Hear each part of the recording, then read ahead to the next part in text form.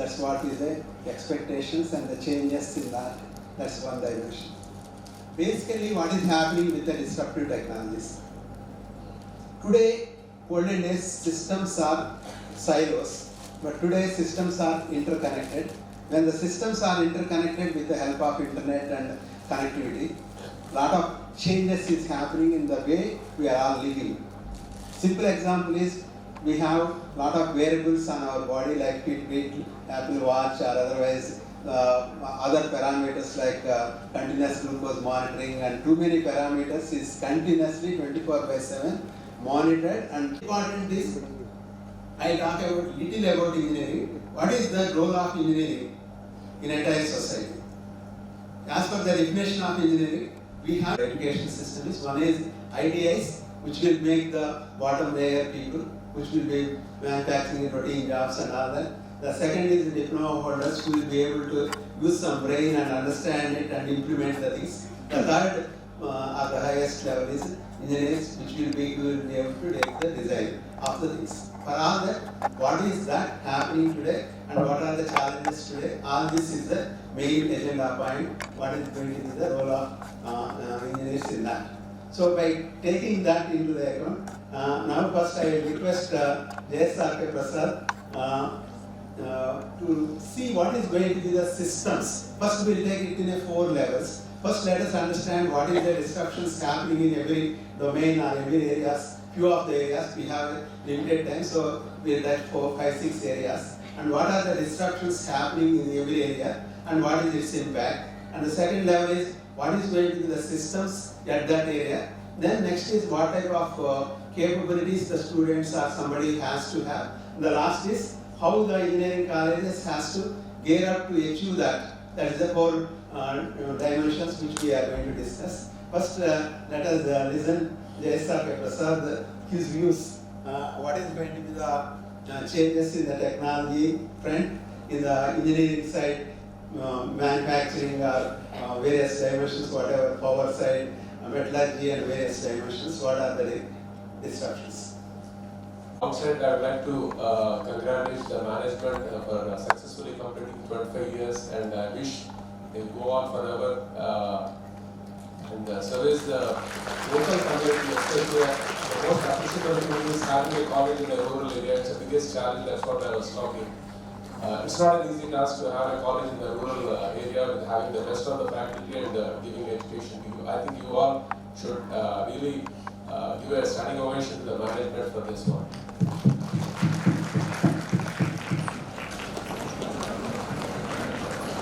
And one more thing is, I really appreciate all you students for picking a serious life learning point session rather than going for an entertainment session.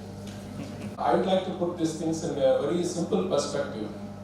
See, as a human, we have the perception capability, execution capability, thinking capability. What are all these technologies coming over the years? They are all just augmenting the capabilities of the human capacities. Like suppose if you see with the naked eye, you can see maybe about 0.1 mm is the lowest size you can see with your naked eye.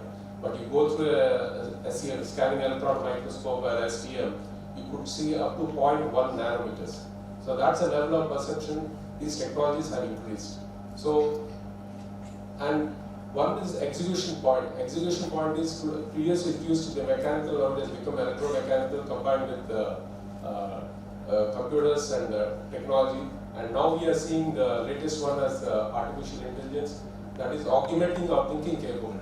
So what it's adding is overall it is increasing our capabilities in an exponential way. So far it has been a progressive way, but now it's going to be an exponential way going forward. So it's definitely going to have which make a product for the market and another type of industry which create the market for their product. So these are the disruptive industries and the rest of the disrupted industries. So the question is, how do you handle, because majority of the industries or business fall into this second category, that is being disrupted. So how do you handle these disruptions of the technologies without being deleted? So taking the perspective of the industry which I'm in, like I'm in the very core of the industries. We call the metal industries, the secondary processing of the metals, the foundries or the forges, and it is called the mother of all industries. But that is where the basic thing starts. That's the oldest industries. So just let me take you through this, the past, the present, and how it's going to be in the future. When we look into the manufacturing industry, the first thing is metals. Metals are the materials which you work upon. That is, all the civilization is based on, the growth of the civilization is based on the type of the metal it has been developed. We call it the Stone Age, the Bronze Age, and the Iron Age. And now we are into the age of advanced materials. Today, the materials are developed in such a way that one material developed, the latest materials are cannibalizing the old materials. For example, we are talking about the steel. Steel used to be the steel, or cast iron used to be the major component in the automobile previously. But today, you find very little components in the automobile. Majority of it is moving to either aluminum or magnesium or special alloys. Even the engine components, most of the things are being made by titanium and special materials. So it's the materials that are changing, and how these materials are being developed. It has been developed over a period of time, because that makes a lot of change. Because if you take stainless steel, it was developed in 1920 or somewhere around that time. So it has drastically impacted the type of the actual products, especially. Right? Today we are seeing all the stainless steel utensils which has come into our home also. Previously, stainless steel was not there. We used to talk about brass and all these things.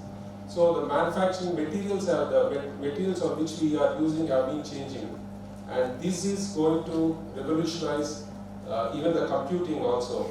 I think you should have heard about graphene also. Graphene and metal ceramic composites. These are things which are going to change the semiconductors technologies in the coming days, and your computing power will be growing at an exponential rate, and that will in fact impact the end product, either computers or whatever it is. And these are how the materials are coming up.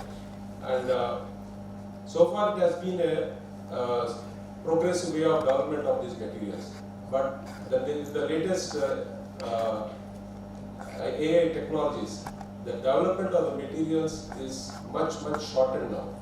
Because when you design an alloy or a material, you need to do a lot of iteration, a lot of experiments on all these things. And if you have some data, your AI is put an AI on that one, and you can get a much quicker way of getting to the material. For example, the recent development is one of the AI which was used in the development of a battery design. I think they developed a battery which consumes 70% less lithium. So that is how all these materials are going to be impacted. Even in the civil engineering, I think maybe you should be aware that carbon concrete is going to come up. Okay, that's the material side what we are all talking. But what is going to be the holistic mechanical engineering with few examples, which people can understand as a common man? That's what one is the materials which we work upon. The second part is the processing. The third part is the manufacturing, actually, the machines which we work upon. If we take the machines are previously when we are talking about machines, there used to be a metalworking machine, used to be conventional lathes, then it got to CNC machines, and now we have CNC machines with IoTs. So that's a new development. But going forward, what these machines can have is... So your algorithms become much more powerful. So that's where every device, every appliance, every system on earth is becoming smart, because it has that ability of sensing, analyzing the things in real time, and also respond to the changing things. So that portion, what essentially done is every domain is now augmented with these kind of technologies. As in more and more data gets generated, AI algorithms are maturing very faster rate. Imagine 1 year before we don't know generative AI, now 2 crore people are using. Now this last week we heard a lot of AI has penetrated into development, testing, and also enterprise activities. So almost coding, implementation kind of activities are going down.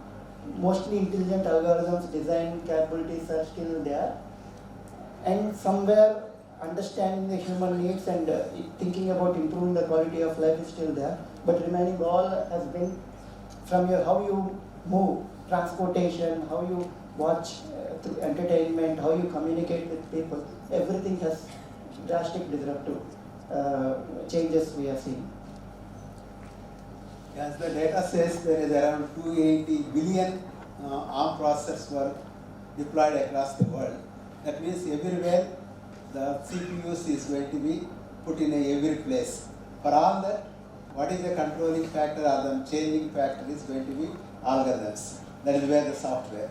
So this software-driven digital systems is going to change already. I am not talking about the future. It is already 28 to 80 billion ARM processors were deployed. In understanding language, 25,000 crore ARM chips were deployed so far. Now let us ask Suresh how the software industry is getting changed, because for all that I think now the major drive is towards the software, whether it's the algorithms or everywhere, whether it's a mechanical, civil or even medical, every area. One of the dimensions which is going to happen is maybe in the olden days we used to ask Prahlada, where is your hurry? And he used to say, Indu Gala Nandu Ledan Sandeham and then Zusina and then that's what is happening in a the issue is ARM process is now getting deployed. That means there is all programs and they are all interconnected. So how the entire dimensions are changing, how we have to, what is going to be the bigger scenario in that? Yes. Right, you can't do anything. You have to go with that. Right?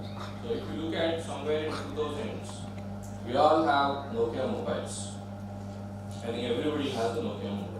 Today is that anybody, people are talking about there is something automation is coming into IT and there are a lot of job cuts and a lot of discussion about it. So is that it happened? I don't think so. If you look at the number of IT engineers in 2015 versus 2024, maybe it is doubled. So that means there is still an opportunity for people to understand the technology and to be up to date what you want to, right? So that is one of the key elements. What we have it is. So yes, there is an automation happening. You might have heard about RPA, the robotic process automation, where there are a lot of redundant and repetition of work, where that has to be removed, and it has to be removed by some systems, where that is how the number of tools come into picture and where the RPA has been been placed into that. And today we are talking about the generative AI. And then is this generative AI alone can exist? I don't think so. So this has a lot of subsets in it, right? You might be already studied in your curriculum or not, I don't know. But there are a lot of subsystems in it. One is the machine learning, which is key subsystem of it, which is required to understand what is this, and then the deep learning, where you have to input the data sets which are required. If I want to see this as a human, is a mind, how my system can recognize it. So I have to create this as a data set, and that is how it is going to be identified as a mind. Either it can be any side of it, or maybe from top, bottom, whatever it is, how it works. So there are a lot of text recognitions, image, videos, lot of things that has been already created, a lot of deep learning data sets into the system today through OpenAI. So you can find there are a lot of learning models which are already available through OpenAI. Then how are we going to and where are we going to use it, right? So I'm not sure if anybody has traveled in a flight last couple of years back. So somebody is getting into the flight now today. I don't think anybody is going to do a manual verification of your face and versus your ticket, etc. So you just go and stand in front of a camera, and camera recognizes you, and it tells you that he is the guy who is going to fly. So it has already a data in it, and where it fetches this information through their systems, which are already maybe through your other networks, whatever they have, and then they are going to give a green signal that you can enter into the airport. So the similar way, we are fitting into a lot of systems today. For example, we have a bus, right, which is traveling from station A to station B and to C. And how do we know that the occupancy of the bus? Because there may be somebody who want to get up, get down somewhere between A and B also. Then there is a vacancy of seat, right? And how do we, identify that? So there is something that concept that came in here. It's also part of the generative AI. It is called computer vision. Where through computer vision, if I see this and capture everybody's face here, then I know that from class A, these many people have been, attended. These many people are missing, and these many chairs are vacant, right? So by bringing all these technologies, what are we going to do with this? So definitely, it is going to help us be more efficient and more productive, right? So today, I am giving one example. It can be a bus or it can be a train, any transportation system. So, today, if somebody is just running with empty seats, they don't need to run that empty seats. They can offer that in station B that I have, especially not in India, maybe it is not immediately that can be implemented. But whereas if you go to European countries, the transportation system is maximum used in trains and buses.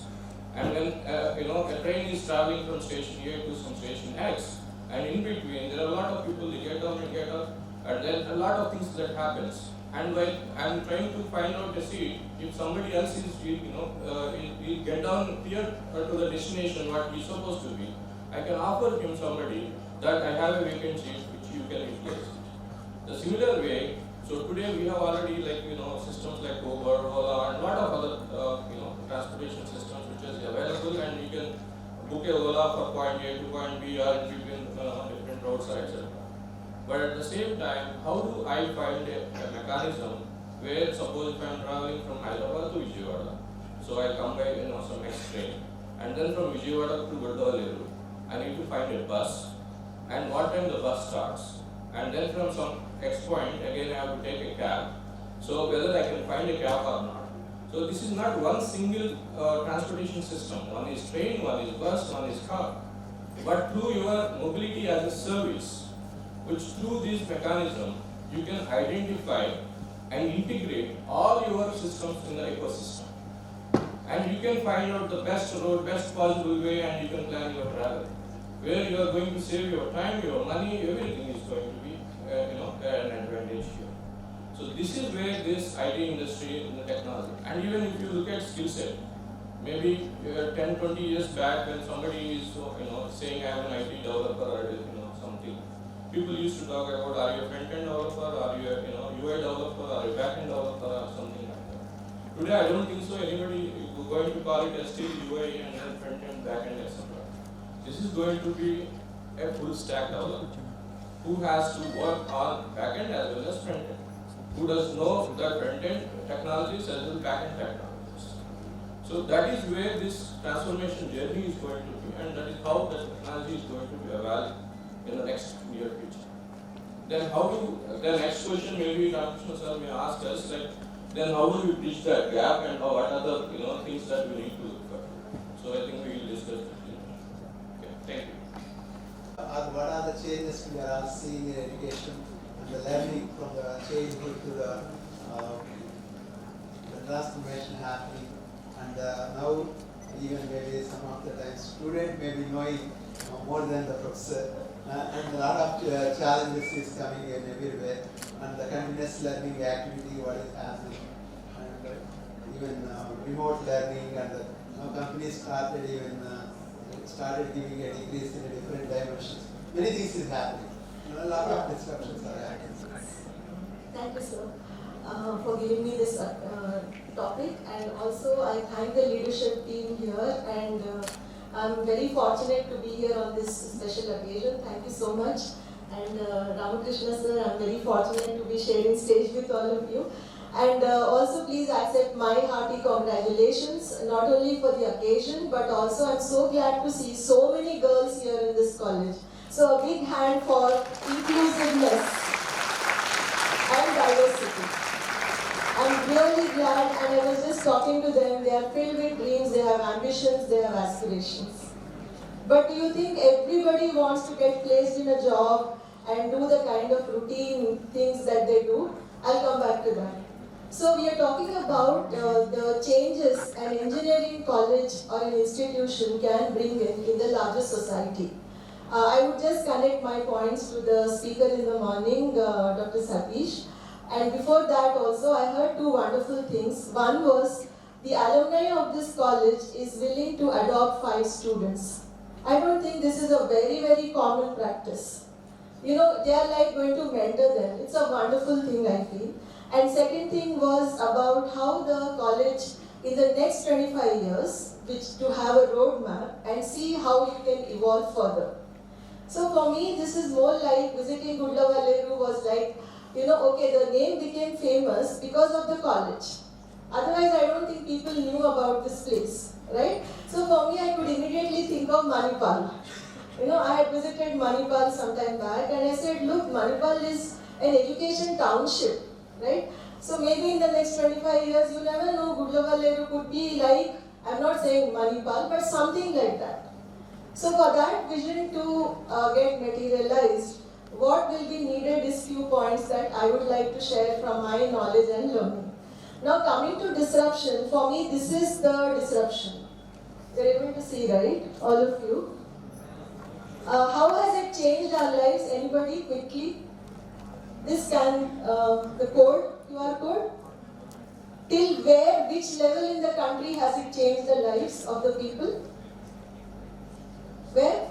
No one. Okay, they might take some time to respond. So I feel this is a big disruptor. When I look at this in the backend, I'm sure 100 technologies are working, and out of which all of you must be learning some subject connected to this. I'm not a technology person, but I understand that many things are working behind. Now look at this and come to the way the engineering college can change. Maybe let us look at, I won't call it rural India or rural college or rural or urban. I think it is more about our mindset and our attitude. Of course, in terms of facilities, yeah, you may not have all the facilities that Vijayawada has or maybe Visakhapatnam has or Hyderabad, but there are many things which are still can be done with digital technologies. And the way we have adopted this code, QR code, shows that, and you know India is, I think, ranking #1 in the world in terms of digital adoption. Now in this background, how can this college play a larger role in changing the society around us? So of course we all, like you all have ambitions. Some of you want to get a job and go abroad, or some of you have some other dreams. Maybe this I can ask, how many of you are interested in taking up a job? Please raise your hands. Job, good placement. Why so slowly? You have not decided what to do? Yeah. Okay, how many of you want to go for further, to start your own enterprise like a startup? Oh wow, very nice. Okay. Okay, so let me combine all this. Now these aspirations have to be brought back to our own country. Okay, of course we know Satya Nadella is a very big person. His generation have all created big things in the... I think every college has a lot of scope. First, I would say it means that we reimagine the curriculum. Like sir was just mentioning, there are so many types of learning, so many things are happening around us. So first and foremost is reimagining the curriculum by making it more relevant to the industry. So when I say industry, it is like, as we know, industry is dynamic, it is evolving. Okay, sometime back maybe a 3D printer was a new thing. By the way, sir, I think I saw the first 3D printer in your company. So today things have become very common. So technology is evolving, these things are evolving, but is your curriculum reflecting that? Yes or no? I don't know most of it, right? Like we talk about electric vehicles, we talk about driverless cars, we talk about so many technologies. But is the curriculum reflecting that is point number one. Point number two is how much of learning is going to be application oriented. In other words, how much of learning will have the skilling component. Now let me give you an example. So some of you here, I wish I could make it more interactive, but lack of time. So if I ask some of you, I'm sure all of you are not very keen on engineering after engineering, right? Please be honest. Yes, right? Some of you might have a dream. You want to make a movie. Some of you might say, I want to start a hotel. Some of you might say, oh, I want to start a tiffin center. Somebody might say, I want to become a fashion designer. Right? Somebody might say, okay, I want to be the next Swiggy or the next Oyo Rooms or whatever it is. No? Why so much of buzz? Okay, fine. Something has got triggered in your mind. I'm happy it has happened. So you see, we have other dreams. Today, engineering is like 10th class. Okay, we all do it because we have to do it. After that starts our life. Now, please align your engineering with what you want to do in life. Just one example before I move forward. Let's say somebody is very interested in doing something innovative in travel and has an engineering degree. Right? Now you will see what all technologies you have learned here, whatever you have picked up here. Can you apply all that to making travel and tourism very interesting and exotic in India? Right? You can do it, I'm sure. You don't have to be an entrepreneur 100%, but the thought process for doing that has to start in your classroom. That is the second part. That is the skill part of it. You are applying your knowledge to solve a problem. Okay, now come to the third part. The third part is, since things are changing and AI and robotics and data science, so many things are every day all around us. ChatGPT doing this, will my job go away? By the time I graduate, what kind of a job will I have? Can I take a home loan? Can I get this? Okay, all these thoughts, right? Things will keep changing. So I have to be a very strong person. How does that come? It comes from engineering college. Okay, it doesn't come from your classroom, directly from the book. You have to start talking to people, you have to learn on your own. What are these skills like critical thinking, problem solving, strategic thinking, communication, confidence, perseverance, okay, grit, determination. All these are listed as World Economic Forum's 21st century skills, which are also partly employability skills. Okay, so this is the third part. And the fourth and the most important part, which I would like to close, is the faculty. Okay, if the faculty is not empowered, how is the change going to happen? They are the pillars on whom the entire establishment is built. So we should give them opportunities to empower themselves, to go to industry, get the recent knowledge. So it's not like the engineering faculty are the people, who are doing a routine job. No, life is not routine for anyone, right? Actually, it is changing every day. So we need to give them that opportunity. So these are the 4 points from the education point of view. Before closing this, I would just say the education policy, that is NEP 2020, indirectly is talking about these changes to be brought into engineering colleges to make it more holistic, multidisciplinary, inclusive, and so on and so forth. So thank you. Thank you.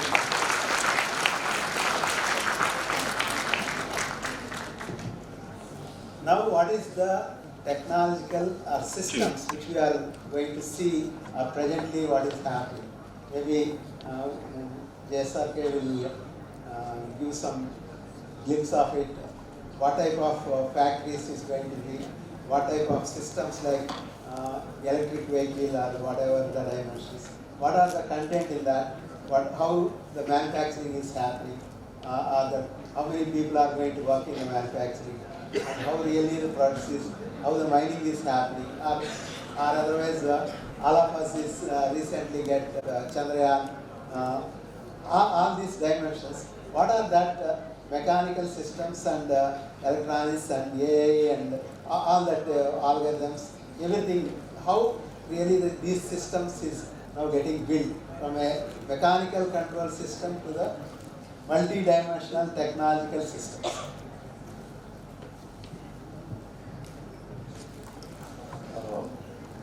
I think we have seen the automobiles from the past 17th century which have come with the steam engine and today with the electric vehicles. How the things are changing, like the percentage of electronics in the car have gone up to almost 30%. Now with the electric vehicle, where you see about In an IC engine, you're probably seeing around 10,000 parts, and today with an electric vehicle, you could see hardly about 300 parts. And in a mechanical car, you have a power plant and a transmission, and then you have the transmission control system, all controlled by mechanics. But now you see that in an electric vehicle, you have an individually driven wheels, and even the suspension is going to be no longer the springs or what we are talking about. Tomorrow it's going to be the electromagnetic systems, and it's going to be completely sensor based, and based on the road conditions and all, it will be adjusting, automatic adjustments, or based on the feedback, it will change by itself. So these things are coming up. The whole product scenario is changing when we look into the products itself. And today you have seen the companies are changing the name of the companies, as like for example TVS used to call TVS Automobiles. Now they are talking about TVS Mobility Systems. So why? Because the solution they have to provide is mobility and not an automobile. The mobility can be, today we are talking about a scooter or a car, electric car, or anything. Tomorrow it's going to be personal aeromobile, or in future probably it could be teletransportation, whatever it could be. But the question is mobility. And when we go forward, the mechanical components will be more and more coming down in these products. And so how you need to be, how a mechanical engineer should be upskilled rather, to handle a product like this one. So this is a big challenge for the, probably for the industry as well as for the universities, or how to upskill the people to that level. And even when we talk about the factories today have, they make the digital twins. They go through the complete process of the material flow, the machine flow, everything, and then they identify all the flaws or what are the potential failures, and design a perfect flow of the materials of the process. And the major thing which is going to come up is, we are talking about mass production in the past, where started with the 4P, and now we are talking about mass customization. Every product has to be individually customized, and it with the minimum cost. So in that way, if it has to be done, the whole factory system has to be totally agile. So agile is, it should be communicating directly with the suppliers and to the end customer, and how the customer is using the product. And the whole thing has to be connected. As Mr. Bhavani was telling, the number of sensors used is going to further increase, and all this data is going to come back. And on the flight, the process, the design, everything is going to change. And today, you don't need a design engineer in the coming days, probably. All you have is a generative design systems, where you have the digital twin, or a system where it keeps learning from its own design, and it starts making the design changes by the next time, by the next product which comes out. So the change is going to be very fast, and this is all going to be a sort of systems where it's a combination of mechanical, electrical, electronics, everything, AI, and everything is to be clubbed together. So what sort of skills you need to handle a system like this one? So that's a big challenge. And when we're talking about and it's not only just the skills you require, but it's going to impact the business also, because today most of the industries are talking about reshoring the industries. Like what we have seen in the pandemic, how it has affected the supply chain, and now they are talking about getting back all the industries back to their shore, back to US or Western countries, where they have this advanced technologies to manufacture. And because of the AI, which is going to be enabler, one of the basic enabler in that one, what it is going to do is, it's going to reduce the energy consumption, it's going to reduce the efficiencies of the manufacturing, it's going to make the manufacturing a sustainable manufacturing. That's going to be a green manufacturing. So definitely in that process, most of the industries are going to be reshored, and that's going to be a challenge for the Indian companies also. And it's a big challenge for everybody. Like what I was talking about, the agile manufacturing system, it's not just the industries which are supposed to be agile, it is the universities, and finally it's the individual who has to be agile enough to learn, unlearn and relearn. The fact is, even few years back when I am listening, somebody said the factories is going to be in every vicinity of every town, and somebody wants a Ford car that will be produced in that, and our Marutis can be produced, our Bench can be produced on the same factory for the requirement of the various dimensions. That's where the Prasad is talking about the individual manufacturing. In situ manufacturing. Yeah. That's good. That's all reshoring. That is one is the 3D printing is the biggest challenge for everybody. 3D printing is going to be the biggest challenge for especially the metal industry. I have seen a 3D printer way back in 2003 in an exhibition. That was the first time I seen the 3D printing. That was metal printing, and it has come a long way since then. So 20 years, you could imagine what would be the growth in the 3D. Now they are building the printing bridges and everything. So that is going to disrupt even the mechanical manufacturing, the whole industry itself. We are talking today the space exploration or even the deep high seas or anybody especially in the voyages, they have in situ manufacturing where any component will be done manufactured on the vessel itself, so that they don't need to come to shore for getting the equipment. And the energy point also, when we talk today, previously nuclear energy was considered to be a dangerous one. But the real statistics and everything show that nuclear energy is the most safest one and is the most greenest energy. And technology has developed so advanced in nuclear energy that they make a nuclear energy in 1 megawatt.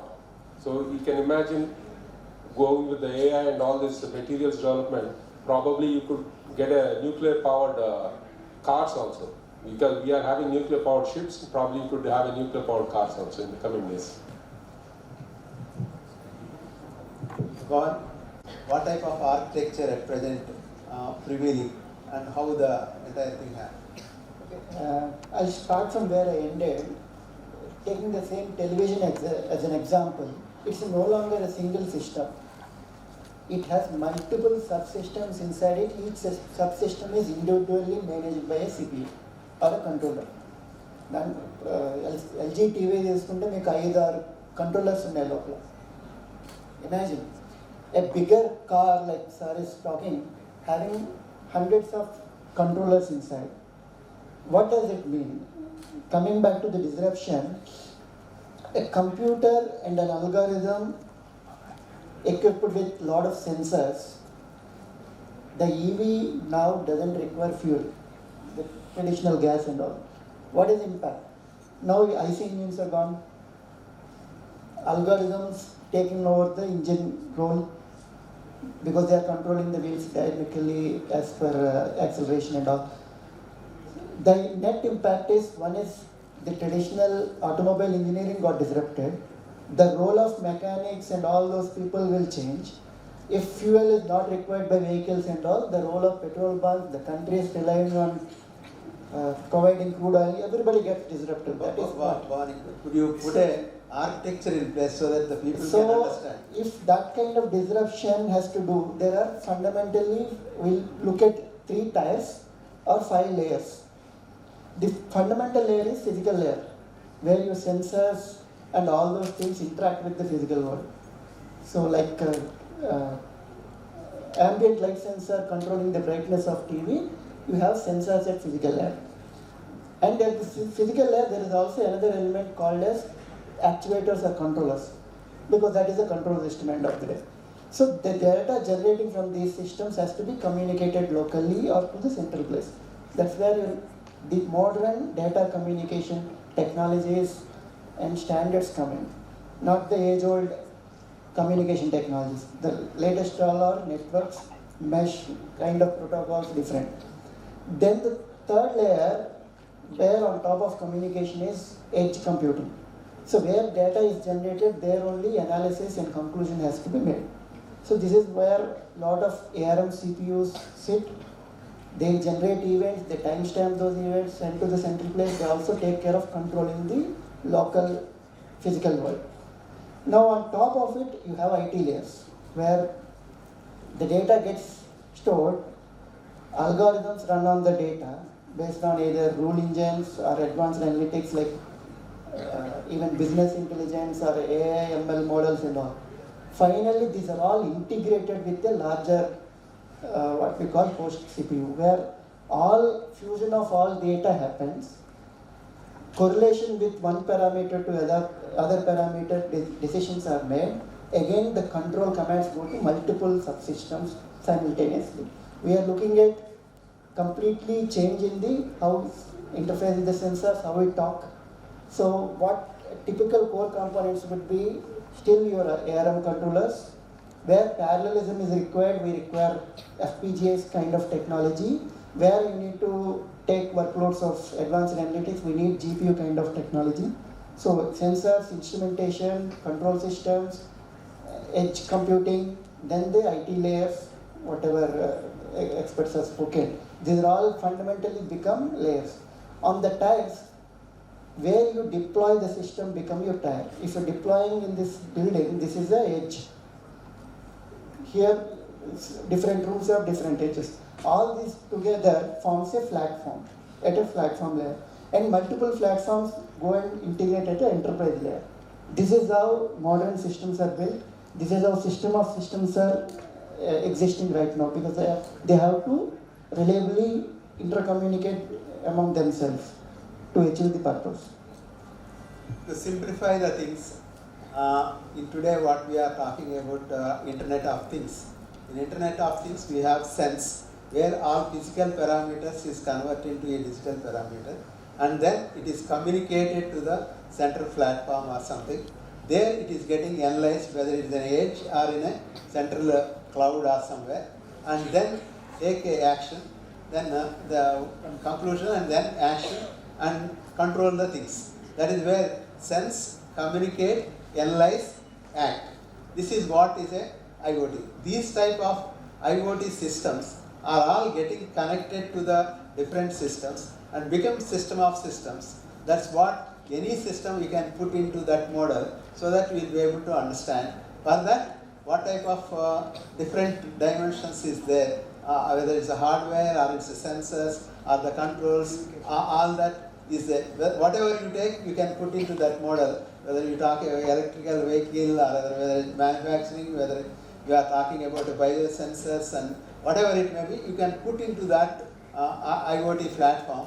That will make the difference. So let me take to Mr. Suresh. Ramesh, just wanted to share my real life experience on this IoT and integrated systems. I ride a bike, and what it does, it suggests me when I can shift the gears. So normally when I ride at a certain acceleration, it gives me one level of RPM, it tells me when I have to shift the gear. But when I'm aggressively riding, it gives a different level of suggestion that after crossing certain RPM only, then it can shift the gear. So what I see is that the way you, I think most of the guys who are having the bikes where the ride-by-wire systems, that is where you don't have a physical connection to the accelerator to the engine. It's only the sensors. So based on how you are moving the accelerator and then how the engine is responding, and based on that, when your riding style, it will suggest how you are going to, when you need to shift the gears. What is going to be the today IT systems, whether it is a cloud, whether you are talking about various modules of the entire technological landscape, and how the thing present and going to be the future. Yeah, I'll give some examples of what we are doing something in real time today. So when we are talking about again disruptive technologies, IoT, autonomous cars, generative AI, AR, VR, etc. So we got a problem statement from one of our customers where he has a 40-store building, and whenever they want to maintain the elevator, there is some problem with that, and it is taking approximately an hour per to someone call, and then they come and inspect, and in between they found that some part is missing, or maybe the technician is not enough, with the skills are required and understand it, and it may be taking in sometimes a days together to fix the problem. So we gave a solution for that in creating a virtual reality aspect of that, and where the person will have a system which is connected to the cloud, and then from where he can connect to his mobile, and he can use some a lens where he can look at the particular system what he is even in, wherever it is. And if he doesn't have a solution where he can communicate through the picture and video to the control system, the central system, where the central team can guide him, okay, if he is doing some X to Y or Y to X, and maybe there is some change in that parameter, so this is how you have to control. At the same time, in digital maintenance, where normally people while they are doing maintenance and they have a lot of things that are hands dirty, and they cannot look at the mobile or maybe any other things that they want to use it. So we have identified solutions where the text to voice.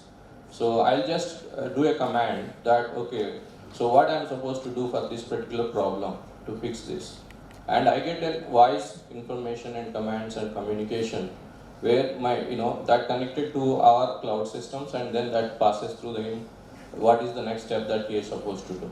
So there are a lot of systems that have been in today which are already there. So that's why I said there are current problems that are being fixed through the disruptive technologies and which is ongoing, and there are something which is in the near future. And I think you all might be read the very recent news that Elon Musk has started inducting a chip into the brain of a human, right? So that is going to be the next 10 years to 20 years. So I don't know how many brains having those chips, and how do you upload data, etc. All these things are done, and digital twins, and then creating the virtual systems and supporting that. Yeah. Now let us take to the next dimension. What I will take. What type of skills and capabilities is needed for the coming years?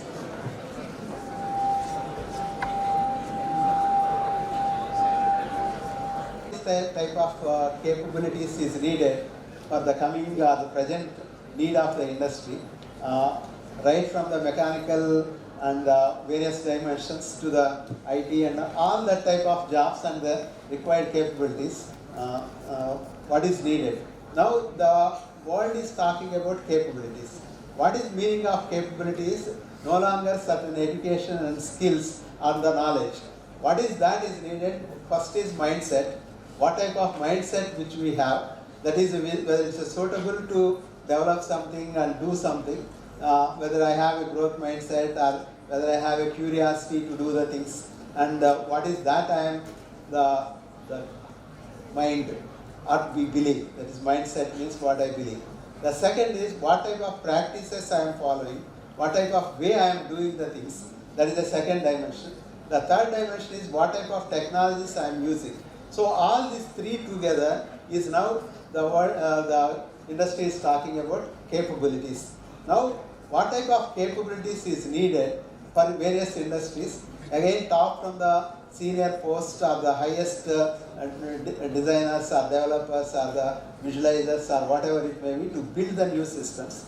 That is one dimension. The second dimension is to deploy the systems. This is the second dimension. The third dimension is to maintain the systems. That is where three dimensions which I feel is a various jobs is going to be. One is the people who will be able to visualize and develop the new systems. The second is the people who are able to implement the systems which is already planned. The third is the one which will be maintaining the systems in order to get the results. So these are the three dimensions. For that, what type of capabilities one should have? Maybe we'll take it very quickly. The next speaker also is here. So Prasad, you start. From mechanical or the general industry perspective. What you're talking about, the three dimensions, three level of deployments, majority of the industries fall under the first level of system, that is only the usage of the systems. So the skill levels required for that one should not be very critical, like you don't need a engineer level of operators, but a diploma or even ITI guys could do that level of operating equipments or anything. Maybe for the second level and the third level, that is where you need in the real engineers. Probably that is where you need to upskill, as I was previously mentioning. Upskilling is what you require for industries where the people who opt for that sort of industry. That you have to be anyway be good at that one. Over and above that one, now you have to be.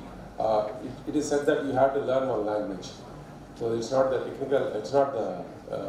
The computer language. You should be good with any of the computer language, and you should be able to pick up additional subjects in terms of electronics, the communications, and even in the sensors and usage of automation, because automation is going to be the next future thing. Automation is not just the mechanical part.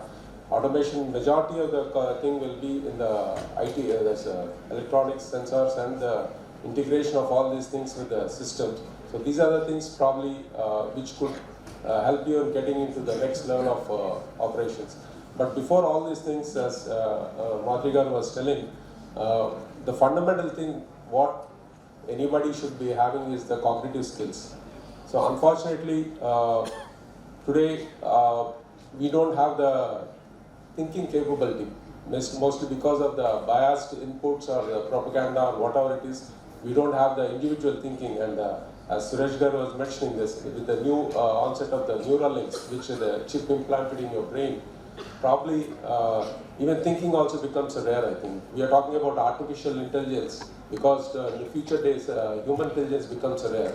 With the neural link and with the chip implanted in the brain, probably do you need really all this information, this education, when you can download the whole information from the cloud? That's a big challenge that we need to question. But fundamentally, what we need to have is, what I personally look for is the cognitive skills, and the second one is the ability to learn, unlearn, and relearn. Yeah.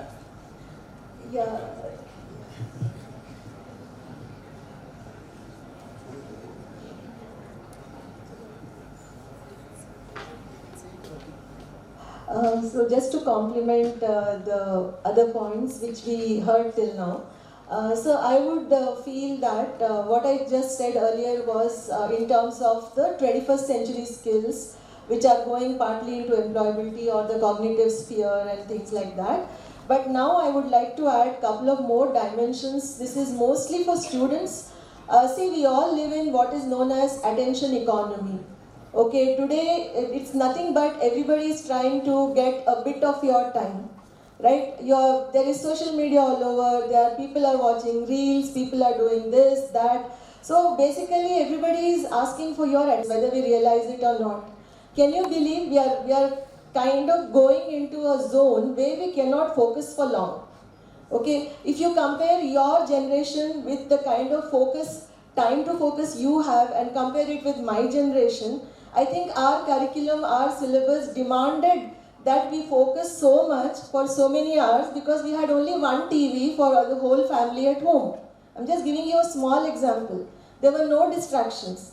Whereas with your generation, it's a totally different world, right? So this requires another set of skills. It could mean focusing skills, it could mean, trying to be very determined about what you want to do. Like I told you, the grit, the perseverance, and never giving up. See, these are skills which are needed for everybody. It's not just for you here, or it could be in your personal life also. So somehow with your engineering curriculum, you should make it a point that you get these skills by watching YouTube videos, by watching movies, by reading books, or whatever. Okay, so see to it that you are a more balanced person at the end of the curriculum with these skills which may not be there in your textbooks right now. But I hope they come into your part of the curriculum. And just to wind up this, I would say, again I'm tying it up with the role of engineering colleges in society. I think the application part of it, the applied learning that I was saying, could be for something like the area which is around you, okay? In the place where you live, what kind of solutions can you come up with for your projects? Rather than going and sitting in an MNC and looking at something which they do, try to come up with solutions which are very local, very much pertaining to your area, your place of living or your life. I think that will have a more impact, and that is real education for me today. Thank you. Suresh. I like to conclude with the basic fundamental: listen, discuss, and debate and implement. I think that is the implementation part is something which is missing, which has to come from the basics, right? So where you are starting your career, and then you can be part of as a groups, and then do some innovation within the premise what you have, and within the limits what you are, so that is still is acceptable, and then conclude that okay, this is what I can do, and then this is what I have done during my college days. So that is something is missing. I think we are just coming out with saying that okay, I know this language. Languages are not going to be anymore is a key strengths of anybody. That is the basics, and this part of the DNA of an engineer. So what is next is most important. That's what your focus should be. Thank you. Coming to electronics and communication, now we have to look fundamental subjects now have been changed. ARM technologies, building algorithms, data communication, modern data communication technologies and networks, these become fundamental. So you have to start from there. Then as a designer, the other approach is the ability to mathematically solve through modern approach the traditional problem, any problem. So imagine all you have is sense, communicate, analyze and act. Algorithms will be everywhere. In the sensors, in the communication technologies, either you are building some contextual algorithm on the application software or even the control system, it's all algorithms. So algorithms is the fundamental now for any designer. The second is the, Sari is saying, determination and all are other things. The necessity to practice more on all these technologies, basic technologies, spending more time in lab, understanding behavior through experimentation is going to be much more important rather than studying some theory. So start with ARM, start with FPGA programming, not some chip design or something. Work on the modern technologies, work on the design principles around sensor systems and how to capture data. And also there is very much opportunity on the fail-safe systems in India.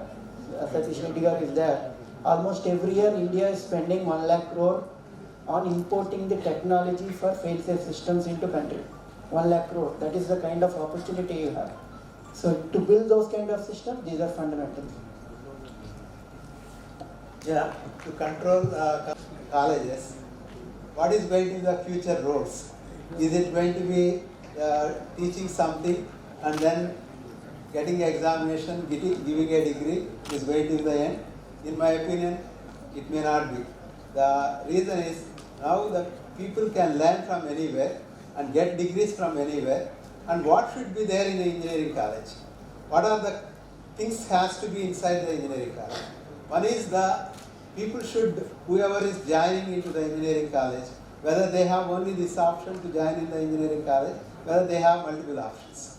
Once they come into the engineering college should be capable of identifying their intrinsic talent and what their motivational factors and what they want to become, and based on that what type of training or what type of skills they have to provide. That's one dimension of it.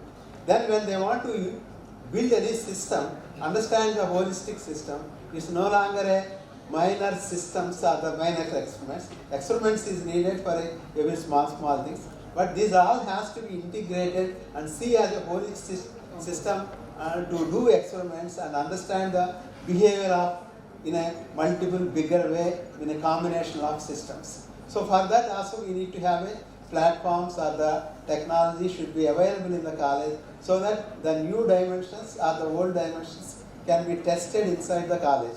So the entire dimensions of the engineering colleges need to be changed in order to produce the real people. Unfortunately, if I have to put a comment in a brutal way, we are only trying to make ITIs in the engineering college, almost ITIs. 1 year back when I met a union minister of IT, he said in India entire thing is only 1.5 lakh programmers are there. We have 50 lakh people working in all IT companies, and we have only 1.5 lakh programmers is there in India. That's where very, very less number, and it is a very challenging thing. Other side of the situation is we need everywhere algorithms. That means we need more and more programmers who can build the programmers. Unfortunately, we are not building the programmers. We are talking about more mathematical models, of which is a 30, 40 years back with the differential equations and all, which is not really practicing today. All motivates you. The motivation is whether it's a money, whether it is a recognition, whether it is a power, or it's a fear. So what is that motivating? But that all four motivations will not make you anything. But the motivation should be the things what I want to achieve as a purpose. So for that, we need to have mastery in the areas, whatever you want to do it. That means perfection is needed in that area. The next is you need to have independent thinking. I am able to think differently and different solution I want to bring it rather than imitating from Google or ChatGPT or something, and I am going to be one among the people. Then you are not going to be the developers, you are not going to build the new systems. You need to only look into what has to be your differentiator. The differentiator is I am different, I am going to develop new thing.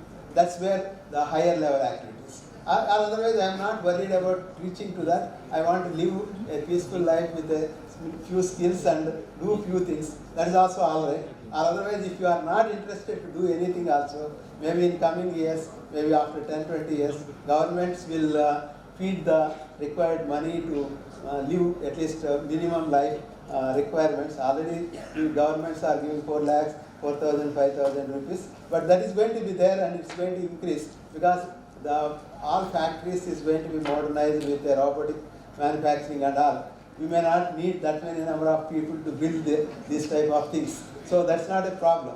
But if you want to do something, you need to have full sincerity in doing whatever it may be. Think very clearly what I am, what I want to achieve. Not for the parents' sake or the society's sake and all, but I need to think what I have to be. I think with that dimensions, if any one of you add any of the few points, let us conclude it in 2-3 minutes. Yeah, looking at the future of the education, what I would think is there has to be a total change in the system of the universities. Like, it's not that it's a classroom teaching, as Ramakrishna was saying, nothing is going to work out. What I talk about is additive learning. So you need to have the basic fundamentals, and the first thing is why you are joined engineering college, and why you are joined a mechanical or electronics engineer, why you have chosen your discipline. You have to be clear about that one. What is your purpose? That's a fundamental thing where you have to be very clear on that one. So once when your purpose is very clear, then the rest of things, everything will fall in line. Without the clarity on the purpose, why you are joined in engineering college, why you want to do engineering college, rest of things will be, you will be just following the mass thing. The concept of additive learning is you join in the first year, you have the specific project. The basic fundamentals have to be learned before you come into that level. But once when you come to that level, you have to know what is your final objective. Suppose if you are a mechanical engineer, the first objective is, suppose if you have to make a machine tool or an hydraulic equipment or an automobile, that should be your first objective. And then you drill down to how to make this equipment by the end of you complete the course. By the time you complete the course, you have to complete this project. In the process, you'll pick up a lot of subjects. You'll have the urge to learn the things. And the colleges should never be going to be a lecture sort of things.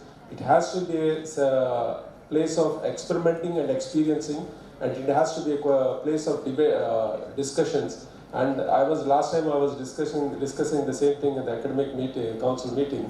I told it has to be a reverse learning process, a reverse questioning process. The student should ask questions, should question the lecturer, not the lecturer questioning the students. It has to be a reverse process so that their institutes, industries cannot exist separately because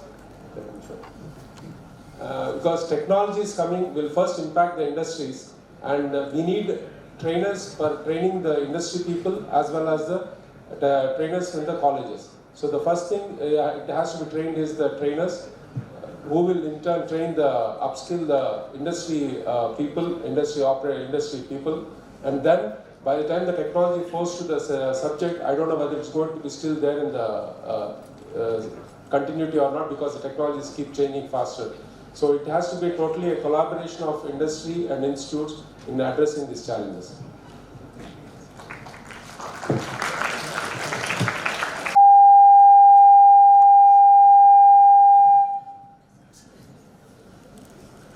Hello. Okay, thank you be part of these celebrations, and I want to conclude with Telugulo సామెత ఉంది నదులన్నీ వచ్చి సముద్రంలో కలుస్తాయి. So right, so okay, that's good. If you are interested, you can take, but it is not that okay. You have to take for some reason, right? So it should be go by your perception and then interest. That's most important. And in each stream also you have a potential to grow and then to build successful careers as well. So that's my thank you.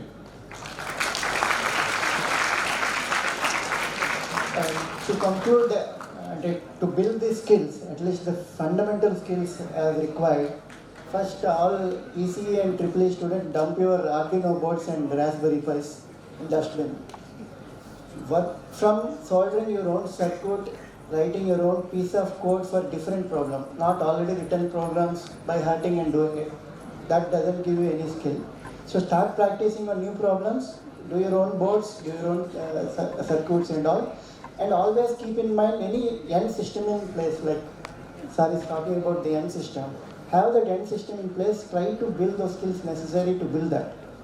So maybe one is college has to become a facilitator for experimentation rather than teaching the student. You can also bring in industry collaboration to improve the teaching learning practices also. That's my input. Thank you all. All of you are patient with spending time here. Of course, it's a big subject which we can't do it justice in a short period. Thank you all for the.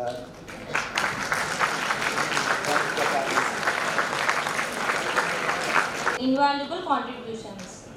Your expertise and insights have illuminated our understanding of engineering colleges and their role in society in the view of latest disruptions.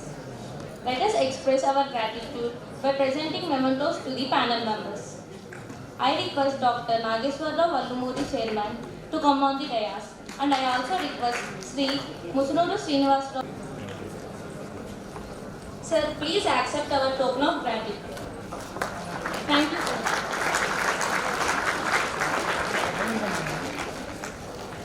I request Sri Musunuru Srinivasrao, Co-Chairman, to represent memento to Sri JSRK Prasad, sir. Now I request Sri JSRK Prasad sir, to receive a memento. Thank you, sir.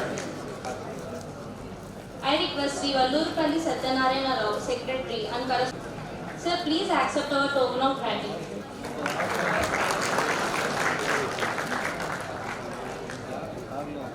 Thank you, sir.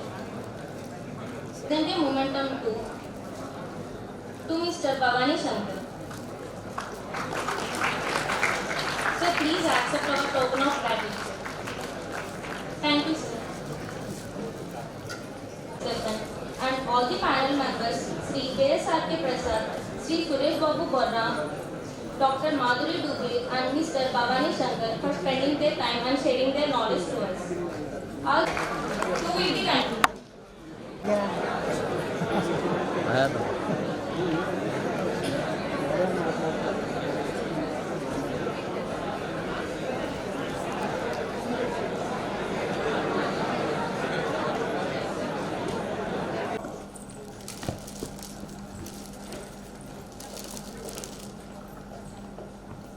Dr. T. Chaudhary, who had contributed the most to the telecom revolution and IT development in our country. He did his bachelor's degree in telecommunications from Nayala College, Chennai. He is the from founder. College of Engineering, Gindi. From College of Engineering, Gindi, not Laila College. Intermediate was Laila College. Carry on. He is the founder of the Center for Telecommunications Management and Studies and currently serving as non-executive independent director of the company. He is the chairman of Pragna Bharati of Telangana and Andhra Pradesh. He is also the convener of Bharatiya Dharmarakshana Samaikya and a fellow of Tata Consultancy Services, and is a distinguished fellow of the Institution of Electronic and Telecom Engineers. Additionally, he held executive, managerial and directorial positions as general manager in the Departments of Information and Broadcasting and Telecommunication in Guyana and Yemen, and was engaged by the CIDA Canada for writing the Green Paper for restructuring of telecoms in South Africa and for drafting information and communications policy in Nepal. Information technology and software in 1998 to 99. In several capacities, he traveled 75 times to over 80 countries, including the former USSR and People's Republic of China. Dr. T.H. Chaudhary was an information technology advisor in the rank of Minister of State to the government of Andhra Pradesh, mentoring the state's extensive programmers for e-governance, government to citizen services, e-seva, establishment of internet IOS, computer education in schools and colleges and broadband applications. He is the chairman of governing body of Bankatlal Badrika College for Information Technology, Hyderabad, Vignan Slara Engineering College, Dhanikola Engineering College, Vijayawada. And he is the chairman of Pragna Bharati Intellect India, a think tank and a platform for intellectuals in the 2 Telugu states for deliberations on socio-political, economic, educational and development issues confronting India. He was a visiting faculty in a number of universities in India, USA, Denmark, and held classes for the RTTC engineer recruits. He is the author of several books and monthly journals on telecommunications information, technology, Indian culture and politics, and editor member, board of editors of several national and international journals. Also, he received many honors for his outstanding contribution to his field and to the society. He received the L.V. Ramaya Award in 1989 for distinguished service to society through telecoms and conferred a doctorate by the Jawaharlal Nehru Technology University, Hyderabad in 1999. He is one of the eminent 5 engineering personalities who were felicitated by the Institution of Engineers at its 15th Indian Engineering Congress in 2000. He is the recipient of Pratibha Puraskar Award from Sanatana Dharma Charitable Trust in 2011, received Navbharat Cooperative Urban Banks Award for Distinguished Social Service in 2016. Dr. T.H. Chaudhary received India's prestigious Padma Shri Award on 26 January 2017 and the Lifetime Achievement Award from Hyderabad Software Exports Association in 2019. Added to these awards, he also received Dr. Y. Naidamma Memorial Award in 2019, Lifetime Achievement Award from Voice and Data in 2021, and another Lifetime Achievement Award from Hyderabad Management Association in 2022. We are elated to have him here today as our special guest. May I now request today's special guest, Dr. T. Hanuman Chaudhary, to share his thoughts on this special occasion. Namaskar. Our presence is Dr. Sunena Singh, former Vice Chancellor, Nalanda University and Advisor, Research and Innovation Association of Universities of Asia and Pacific. Ms. Priyanka to introduce Dr. Sunena Singh to the audience. Sri Malkonde Garu, please come. For the former Director General of Police. Please sit down.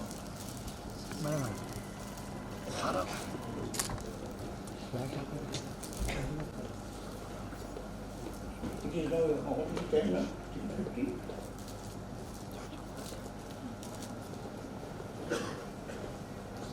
Good afternoon everyone. I am Priyanka, I feel elated to introduce Dr. Sunaina Singh to you. Dr. Singh is a distinguished academic and a widely acknowledged prominent leader in the higher education governance in the Asian region. With decades of expertise in taking up diverse challenges in executive management, capable with building organizational networks, research collaborations and policy creation, as a strategic thought leader, she has held several leadership positions at national and international levels prior to serving as the Vice Chancellor of Nalanda University, a globally acclaimed historical university with the Ministry of External Affairs, Government of India. Her contributions are widely acclaimed as an institutional builder. Some of her key contributions are: she is extensively accredited for rebuilding the illustrious historical Nalanda University in its new avatar from literally a ground zero reality in 2017. In a span of 5 years, she embarked on creating the foundations of a sustainable global model of borderless learning ethos. As the Vice Chancellor of the English and Foreign Languages University, Professor Singh has played a critical role in creating innovative research clusters, reinvigorating the academic culture, streamlining the administration, establishing academic audit, effective disciplinary process, revitalizing the policies, and bringing about transparency and accountability into the system. As the Vice President of Indian Council of Cultural Relations, she was given the distinct honor to strengthen the contributed towards preserving the landscape of rich Indian knowledge, traditions, art and cultural heritage, and interlacing it into the fabric of global understanding and connectivity through its different centers across the world. Dr. Sunaina Singh is also a board member for several distinguished national and international institutions and corporate companies that include General Council member Sahitya Academy, Advisory Council member and also Advisory for Research and Innovation Committee at Association of Universities of Asia and the Pacific, Academic Advisor, National Cyber Safety and Security Standards, Member of Executive Council at Central University of Tamil Nadu, Expert Committee member Commonwealth Academic Fellowships, Member of the Working Group on Higher Education and Research, India-New Zealand Education Council, nominated by the MHRD, Government of India. UGC Expert Committee member for Postdoctoral Fellowship for Women 2011. She is also a recipient of many awards. A few of them are Ambassador for Peace by the Universal Peace Federation, Leadership for Net Zero Endeavor Award by Indo-American Green University Network, New York, World's Best Emerging Leader, WCR INT and the Malcolm McDonald Academy, London, Innovation Leadership Award 2022 by Indie Global Media Network, Global Leader of the Year by Asia One, London, International Education Award 2018 by NWSI, British Parliament, House of Lords, London, Bharat Ratna Dr. APJ Abdul Kalam Excellence Award, Bharat Shiksha Ratan Award by Global Society for Health and Education, Education Leadership Award by World Education Congress, Bharat Gaurav Award by IAFS, Postdoctoral Faculty Research Award, University of Toronto, Canada, Award by International Canadian Council, DFAIT, Government of Canada, Commonwealth Academic Staff Scholarship, England Award for Doctoral Research, Vishwakavi Rabindranath Tagore Award by Oriental Heritage 2020, Innovative Vice Chancellor of the Year by Asia Today 2020, Most Admired Women in Education Sector by Knowledge Review 2019. Above all, Professor Sunaina Singh has always worked towards setting new benchmarks in both personal and public spheres. She continues to touch many hearts and inspires many minds. Madam, we are glad to be in your presence today. Thank you.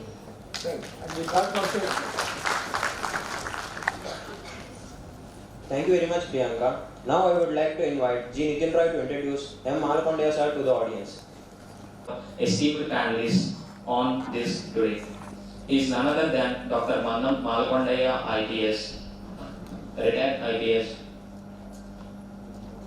and he is also the former Director General of Police for the Andhra Pradesh. Thank you. नमस्कार, आप सब बोलिए नमस्कार। ये नमस्कार जोर से। In Naradalpur village and followed by BSc in Agriculture. In 1984, he worked in banking sector as in Corporation Bank as agricultural officer. Later on in 1985, he cleared the prestigious examination of our nation, the Civil Services Examination of UPSC. and later he joined in the Indian Police Service. He was first posted as Additional Superintendent of Police in Mulugu district, and later he was posted as Superintendent of Police in Guntur district. He worked very effectively and very efficiently in times of elections as a police officer. He also worked as HRD of Police Department, and he also worked in Anti-Corruption Bureau and Transco. He worked as Superintendent of Police for 3 districts and Deputy Inspector General for 2 districts in his range. Later, he worked as MD of RTC and as Director General of Police for the Andhra Pradesh. He shows keen interest in academics. Thank you, sir. Thank you for your valuable presence on this wonderful occasion. Thank you, one and all. Thank you very much, Vijay. Without any delay, now I request Dr. T. Hanuman Chaudhary to moderate the panel discussion. For 368 posts of tunes in Uttar Pradesh, 23 lakhs of people applied. What is that? For 368 tunes jobs, 368 tunes jobs, 23 lakh persons applied to this situation. 255 of them have doctorates in engineering, science and commerce. 1,50,000 are graduates. 25,000 have master's degree. 24,969 are postgraduates. 11 are tunes, 23 lakh applications. Is this not a staggering figure? Is this not a staggering figure? Is this the education that we have been having so that PhDs apply for tunes posts in the secretariat? We will see whether there is an answer or not. There is a famous saying in Sanskrit, Shariramadhyam Khalu Dharma Sadhanam. It is the first duty of every person to see that your body is sound, that you are physically well off, either by yourself or a husband of a wife or the head of a family. First you must be economically well off. Shariramadhyam Khalu Dharma Sadhanam. Best dharma is first of all to look after yourself. There is a second saying, Na vityena tarpaniyo manushyaha. Man is not satisfied by wealth alone. Man is not satisfied by wealth alone. Na vityena tarpaniyo manushyaha. So we have to see how to wade through these two ideologies of first you look after yourself, and the second, you look after what will happen after you as a man. Now friends, I will take you through some of the wonderful ideas about education. In 1947, when we became independent, the literacy was 18%. 18 people out of 100 people can they read their name, write their name, etc. That's called literacy. Today we have got 75% of them who can do so. But in countries which became independent much later than India, like Korea or Malaysia or Indonesia or any other country, their literacy is more than 90-95%. That means the one great thing that we did not do after independence was the education of our people. Now I will give you certain lofty ideas about education. Education is a liberating force, enables the individual to rise from mere materiality to superior planes of intellectual and spiritual consciousness. Man is not an animal. He is a spiritual being. He is the reflection of God Himself. Education gives us accumulated lessons of heritage. You are not starting your life or civilization or society just right away. Heritage to carry it forward to posterity, to the future generations. The past is our foundation, the present our material, the future our aim and summit. Each must have its due and natural place in a national system of education. Who is this? Aurobindo. Sage Aurobindo. We want that education by which character is formed. If you lose the character, you lose everything. Therefore, character is to be formed, strength of mind is increased, the intellect is expanded, by which one can stand on one's own feet. Education is a manifestation of the perfection already in man. We are created in the image of God.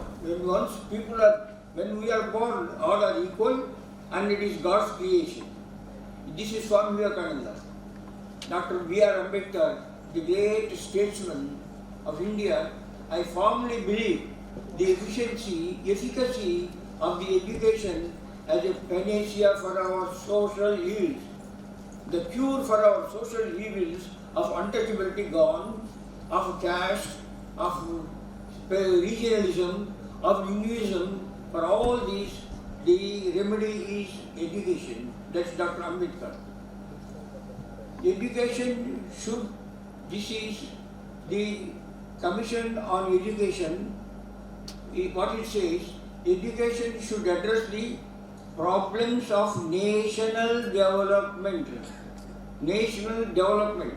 particularly issues concerning like self-relation, self-reliance, economic growth, employment, and social and national integration. Social and national integration. Social integration means fraternity, brotherhood, irrespective of caste, and the social and the national integration. I am a Telugu one, I am a Dravidian, I am a East Indian, I am a North Indian, etc. It's not that I am a Bharatiya, that is the integration. Education is visualized as an evolutionary force. Evolution doesn't come one day, it evolves so that each individual is enabled to evolve from purely material consciousness. When the child is hungry, then he wants the mother to settle. So similarly, when you are hungry, you have the mother to feed, etc. So a force that each individual is enabled to evolve from purely material consciousness towards superior planes of intellectual and spiritual consciousness. That's the Education Commission of India in 1969.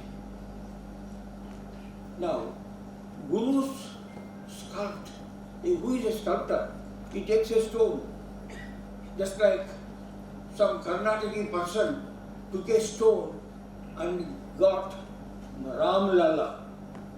Similarly, a teacher takes a person who does not do anything and then makes him a Radhakrishnan or an Einstein. Now, see, Sandipani and Krishna, where did Krishna learn? He went to Sandipani Ashrama, Gurukula. He went to Sandipani Ashrama, and what did he become? A Jagat Guru. He went to the ashrama. We are having ashramas now, Gurukulas, but they are anything but Sandipanis. Drona was engaged by the Kurus and the Pandavas. Drona was the great master of archery, of all weapons. He became a tutor. The tutor was called, the excellent professor was engaged by the Kauravas and the Pandavas to teach them what happened? To kill one another. So, a tutor, he has not given education. He has given expertise. He has given the skills to wield weapons and kill one another. That's what happens if Droda type of teacher, if tutors are there from childhood onwards in order to get admission to engineering colleges or IAS or IPS, etc., etc. Aristotle and Alexander, when Alexander, 323 BC, he wanted to conquer India and was coming to India, he went to his master Aristotle. Sir, I am going to India, what shall I bring for you? Anybody can say? He said, bring me a pail of Ganga water. Aristotle, he told Alexander, the world conqueror, we are going to India. I don't want any treasure. I don't want diamonds like that Muhammad of Ghazni, but I want a pail of Ganga water. The job of the master is not merely to bequeath the store of knowledge to his pupils, but to instill in them a thirst for truth, hunger for truth, jignasa. What is this? What is this? Truth and inspiration, and drill them in proper methods of research. Proper methods of research, not by copying, by going into the internet and then doing somebody else's thesis as your own. 70% of living Nobel laureates are teaching in the United States universities. 70%. That's why in science is the master. Therefore, gurus, therefore teachers, this is by A.L. Basham. He is a Holland native, teaching first in Indonesia, afterwards in the National University of Canberra, where she has gone recently. Dr. King has gone to Perth, the capital of the Western Australia, for an international conference about Indo-Pacific community, etc. So he was teaching at the National University of Canberra, Dr. A.L. Basham. We have got central universities, state universities, private universities. Is there any national university?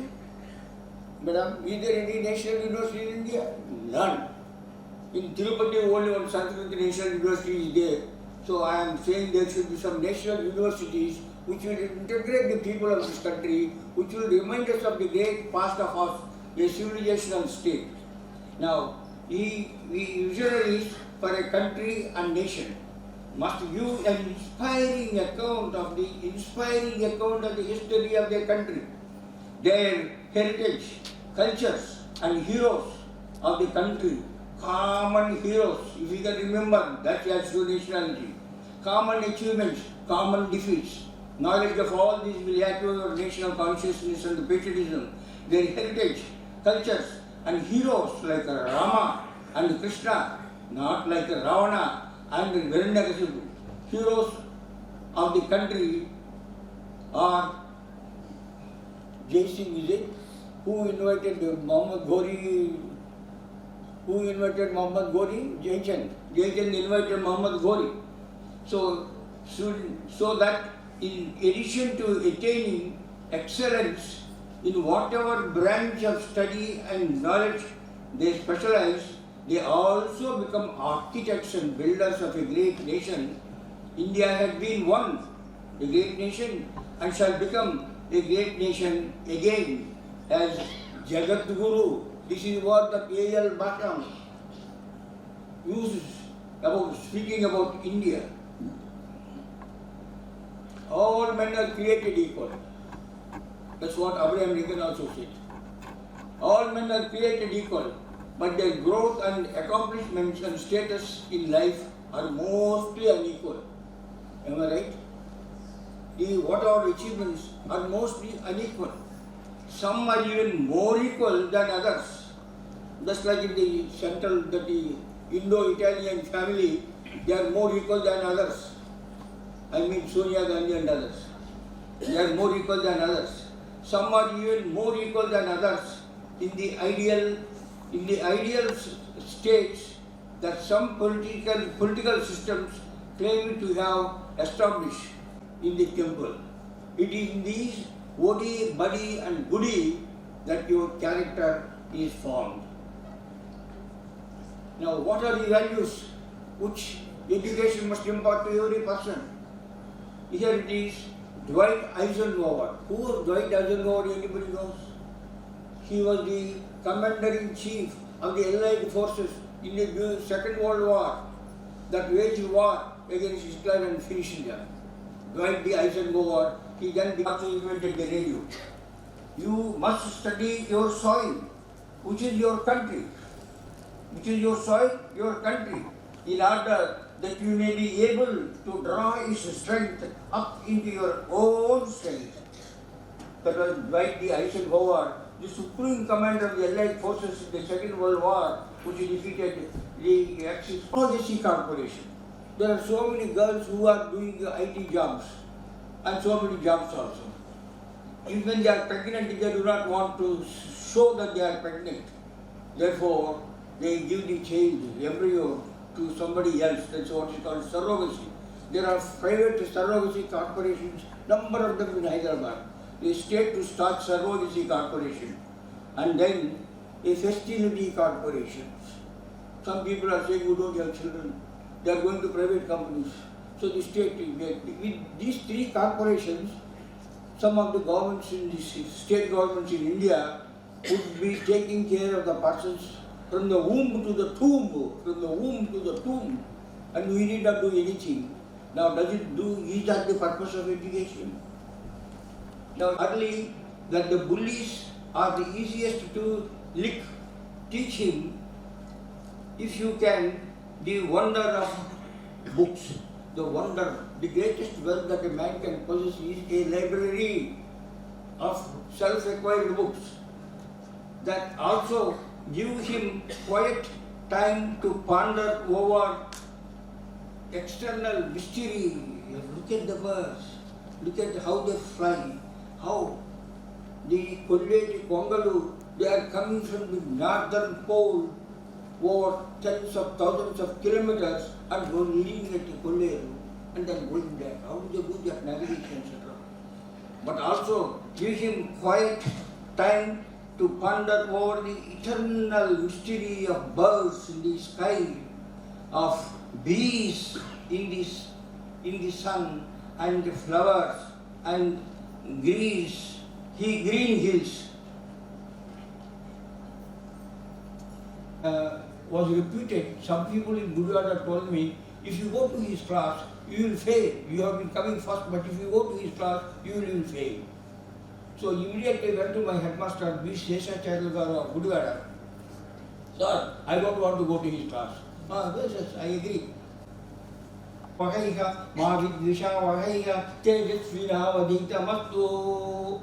does it mean? Sahanavavatu, together will progress, we will protect ourselves.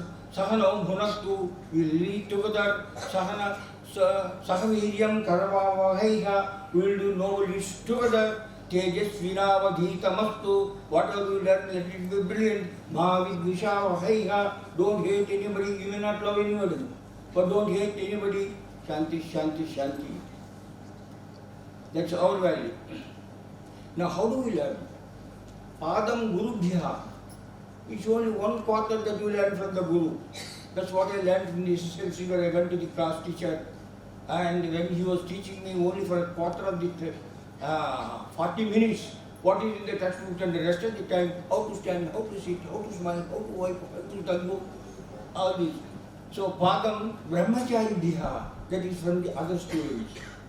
That is what is togetherness and sociability teaches. Padam Samedhaya, from one's own intellect, which God has implanted in every one of us when He created us. Padam Kalakramena, by lifelong learning, and today it is helped society together. It brings you nationalism, it brings your virtue, your comfort, that of the comfort, not at the discomfort of other people. That is education. So, the founders of this engineering college on its Silver Jubilee celebrations, I thought I must begin by extending my congratulations to each one of you.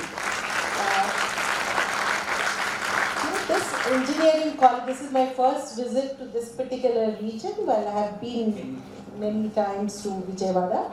I think the kind of education that is provided by this institution has transformed the region, has left an impact on the region, on the youngsters.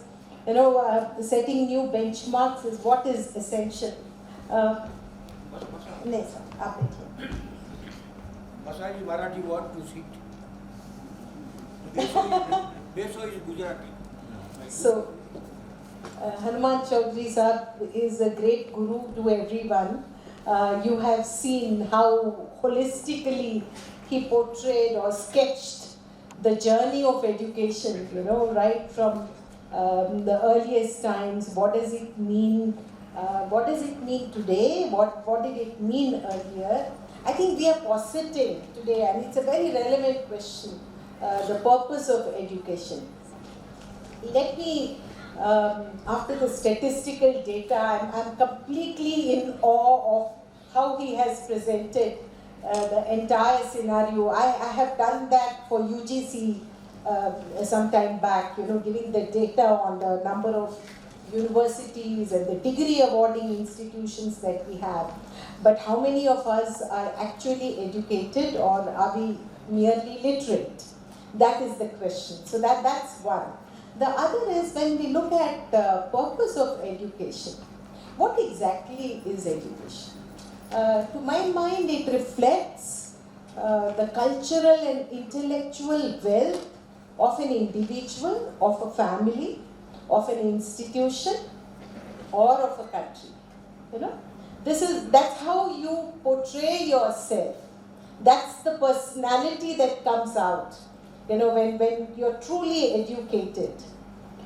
Sa vidya ya vimukte. Our culture says, I thought I will just, since he has given us a very holistic perspective, let me just put some ideas in your head that you can carry with you and maybe think about it as to what did education mean to us. Are we losing that meaning today? And where are we heading towards? While we produce the world's largest literates, the degree awarding institutions, the engineers, the brain power that we provide to the entire world is so heartening. And I've always been in favor of youngsters, because I believe that's where the power of the world lies. That's where the strength of character lies. That's where originality and intellect, can come from. So how do you do that? Let me begin by giving you a small story from our own Upanishad, Chandogya Upanishad. You have the story of this little boy who is in quest of a guru. We belong to a culture where, as students, we were in quest of good gurus. These days, we are in quest of institutions that can provide us jobs. So we will come to that a little later. So this little boy was looking for a guru, and he gets to know about a guru, and he goes and says, can I be your student? I would like to train with you. I would like to study. And the guru asks, what's your father's name? And the child says, well, I don't know what my father's name is. The 6-7-year-old kid says, I'll go and ask your mother.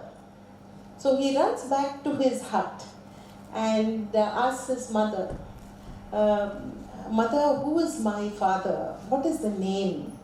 Because she says, why do you want to know? So he says, my guru, he wants to know my father's name, and I don't know. She said, well, I don't know either. I served in many homes, I had many masters, so I don't know who your father is. So he says, what do I tell? Please go and tell this to your guru. So this little boy runs back to his guru and says, my mother says that she served in many homes, had many masters, and she doesn't know who my father is. The guru asks, what's your mother's name? He says, Jabala. He says, from today, I will call you Satyakam Jabala, and you will be my student. Now that students, or after I increased the number of, there were 2 courses, today we have run 35 or 36, I think. Students from 38 countries have come back to Nalanda. Nalanda was the first international university that India gave to the world. The first university that had an integrated curriculum.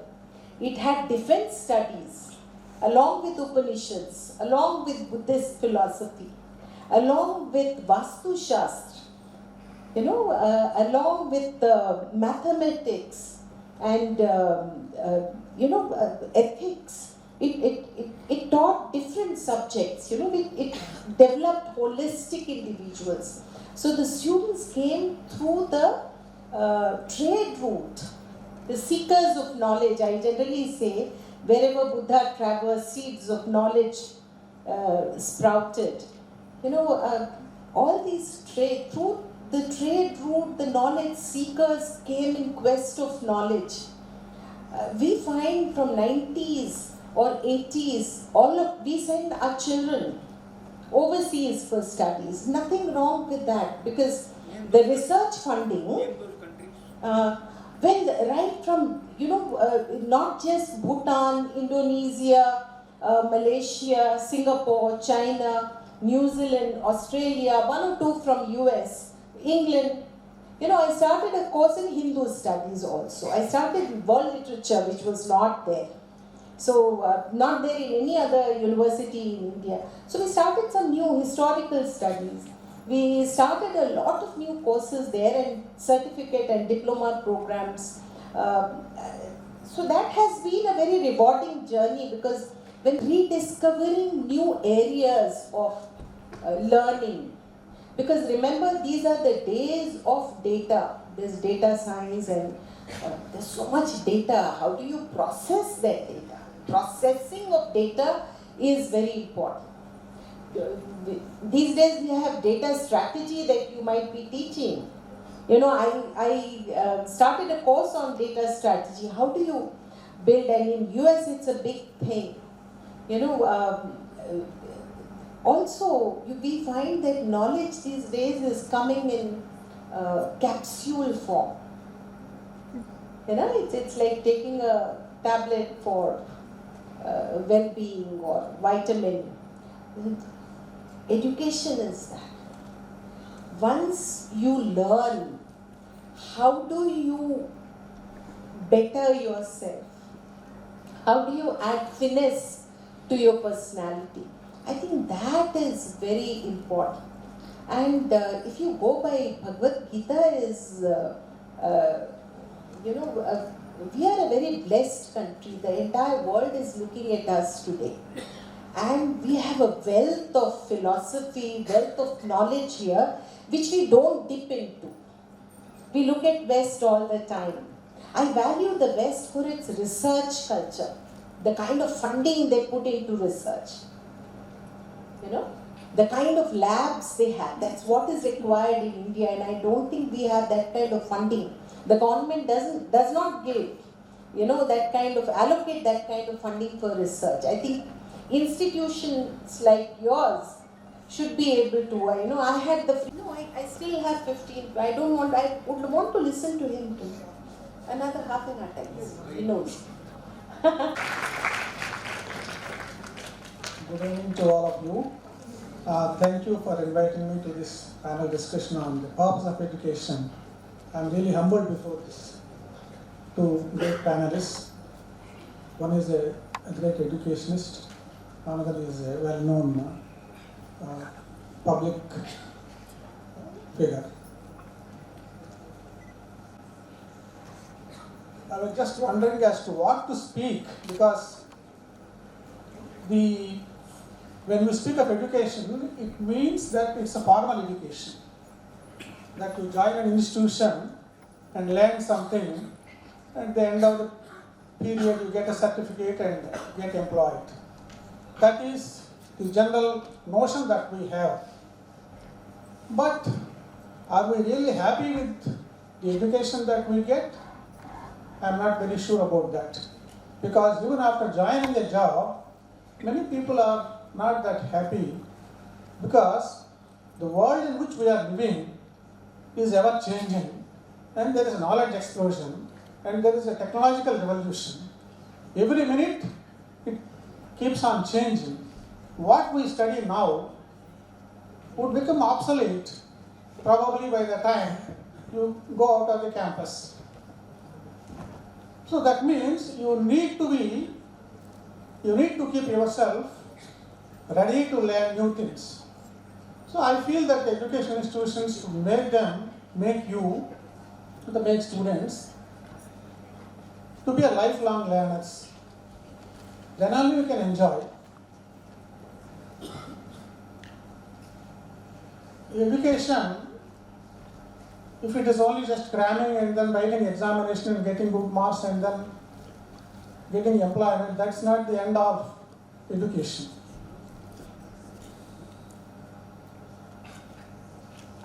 I was going through the National Education Policy of 2020. I'm sure that most of you have gone through it. The introductory part, because of our actions now, our children, our grandchildren should not suffer because of our actions now. What we got benefited because of our fathers and forefathers, but we should not live a different, a negative world, a bad world for our future generations. Therefore, we have to be very careful about what we do in our life, how much carbon footprint that we leave behind us. This is one area where we should be conscious of our actions. Then, nowadays everyone wants some rights, but there is a constitution, there is a fundamental duties. There were 10 fundamental duties initially, which our education system should imbibe in the students. And they also added the 11th in the 86th Amendment of the Constitution in 2002. Education. That is the parents, there is a duty cast upon them to educate. The state also has got a responsibility to educate the child up to 14 years, 6 to 14 years, compulsory education. So these fundamental duties which are enshrined in the Constitution, there are many issues concerned with integrity, sovereignty, unity, integrity, respect for national institutions, our culture, our values, scientific temper, all those are listed out, all the 11. You should know about it. As educational institution, I think the institution should impart in some form or the other. In AICTE, All India Council of Technical Education, they have added humanities also to education as a course of study. Why? Because at the end of the period, engineers, unless they also have some grounding in the humanities and art subjects, social sciences, they won't be holistic personalities. Therefore, they have incorporated that. So education, and then is also in the Sustainable Development Goals. One of the goals is goal number 4. Incheon Declaration 2015 speaks about education as inclusive, equitable, and all those phrases are there in that. So you should go through that also. Incheon Declaration, fundamental duties, then about the national education policy. These are all the important documents from which we can infer, we can deduce the purpose of education.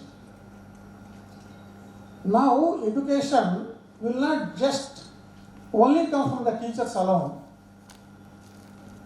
You have internet, you have smartphones, and you also learn from your peers, from your own colleagues, seniors and juniors.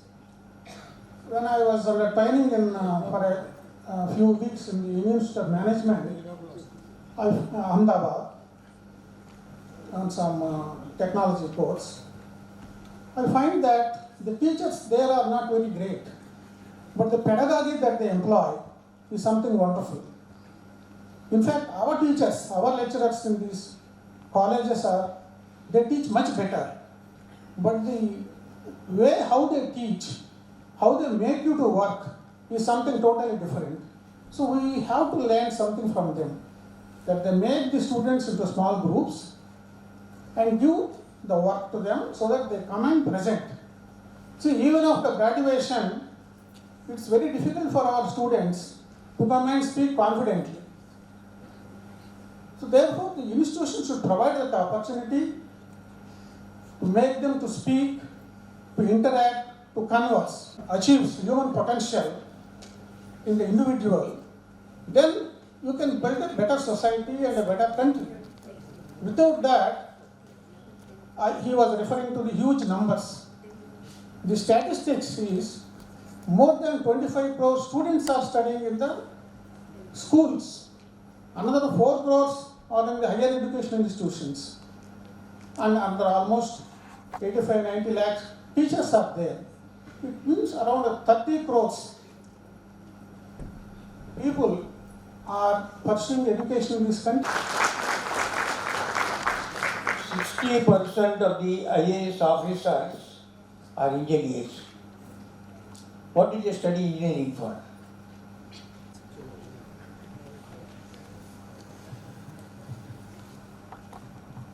So I would say create your own utopias. And he mentioned Gita again, where Arjuna was very doubtful and kept on asking questions. I remember one small thing where it's all about our effort. You know, we were all talking about that. And that is... Thank you. I look forward to seeing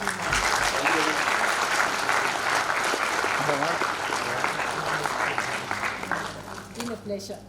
Been a pleasure to be here and a privilege. To all of you, the youngsters, I wish you all very well.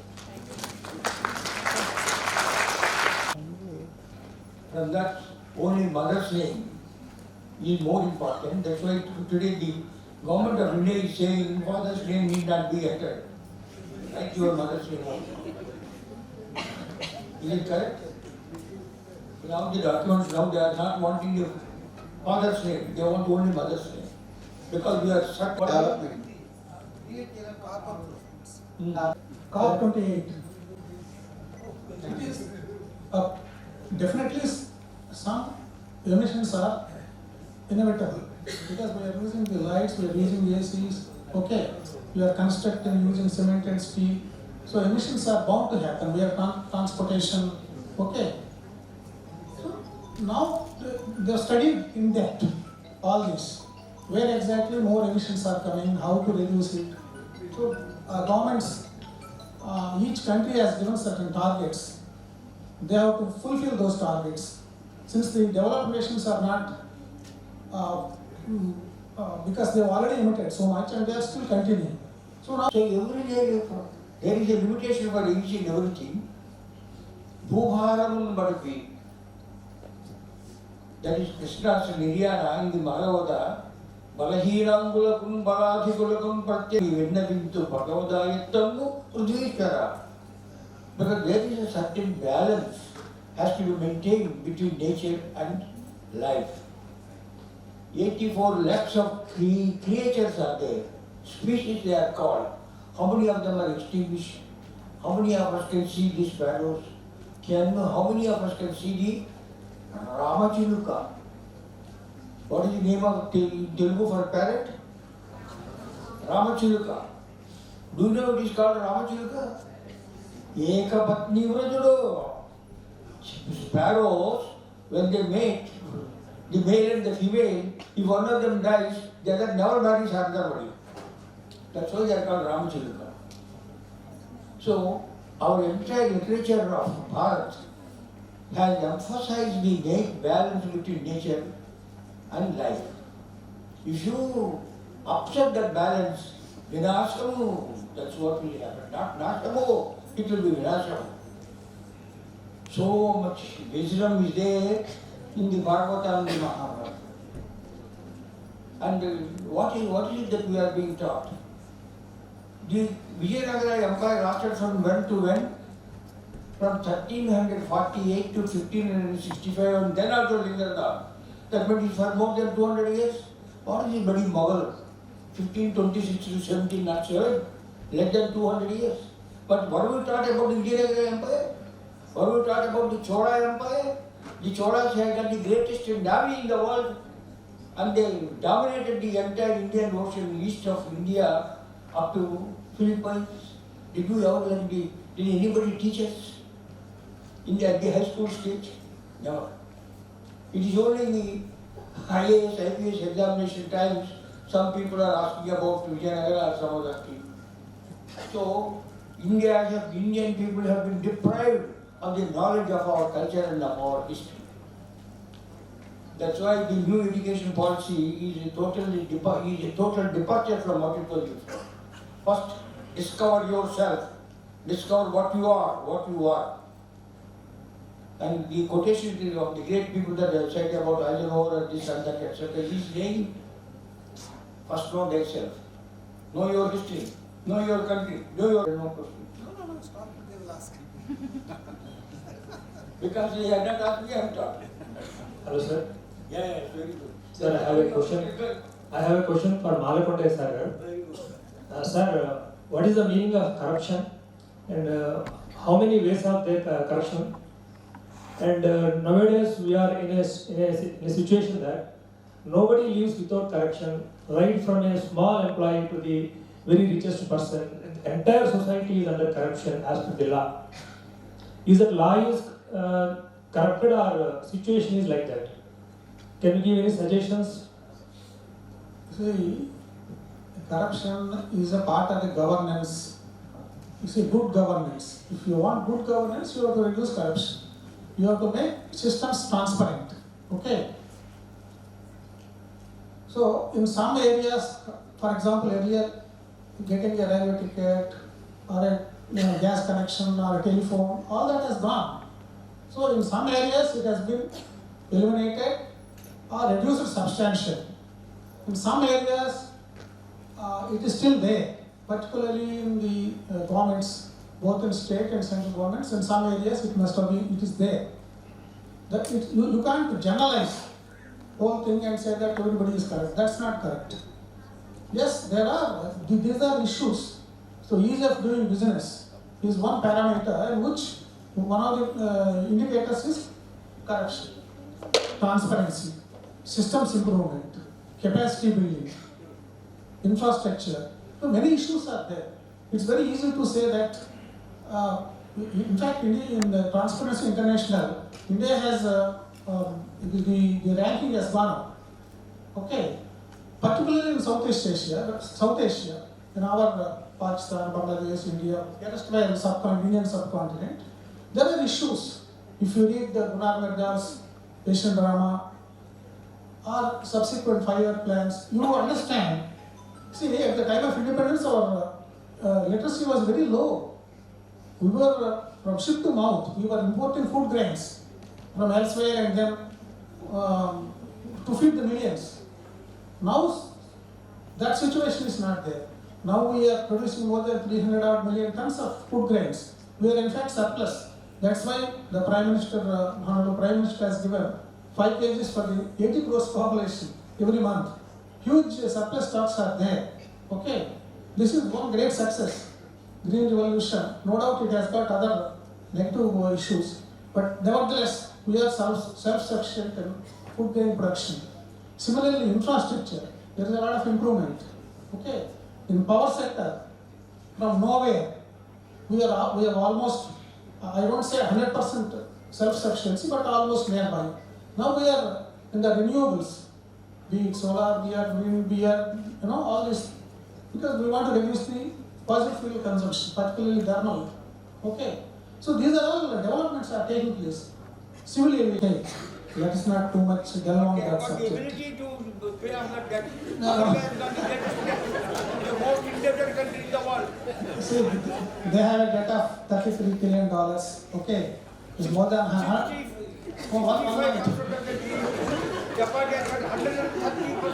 Okay. Let us leave that subject at this. And then if any question is there, last question, we will stop at that. Sir, under police department. What if we promote ACP as a portfolio and how it gives changes in the society? That's my first question, sir. No, ACP is not under police, it is under the General Administration Department. No doubt it has got some police officers as investigating officers. That 1964 onwards, I think in different state governments, this was there. And earlier it used to be the CBI, which used to investigate. Those days corruption was less, because the government activity was also less in those days. The government activity is manifold, because the government has to provide so many public goods to the citizens. No. Why? Because education, it requires a lot of money. Health, you require a lot of money. Housing, you require a lot of money. Irrigation, they have to require a lot of money. Drinking water, you require a lot of money. Okay. So all these activities, the government's role has expanded after independence. How should it expand? That is, you and I cannot decide. That's the government said that. That's what education is for you to enable to decide. What is education for if you can't decide? He will decide, government servant will decide. What responsibility has See, the power, the sovereign power rests with the public. Public elect the representatives and they make the policies. And the policies are, the public want these many. Being taught means injection being given. Learning means yourself you are learning. That's what a teacher says, learn. You know, in our In the directive principles, we added 48. These provinces may constitute panchayats. But with the 73 to 74 amendment during Rajiv Gandhi's time, they made these mandatory elections once in 5 years and devolution of power funds from the central government to the state, for the panchayats directly. Now, unless they hold election, they can't transfer those powers, those funds. It's a good development. Things are happening. Let us not be pessimistic. Things are happening in a big country like ours.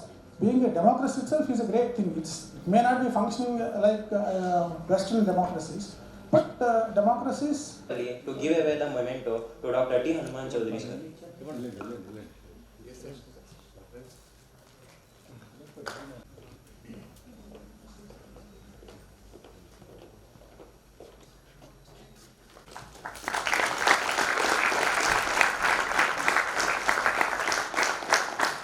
Next.